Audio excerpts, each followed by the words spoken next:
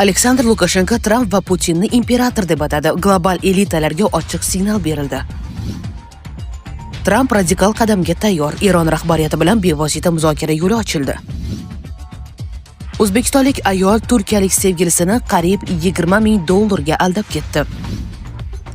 O'zbekiston yetakchilik qildi. Markaziy Osiyo fuqarolari frontda. Hamas chekinishga majbur bo'ldi. Minglab qurollar nazoratga berilmoqda.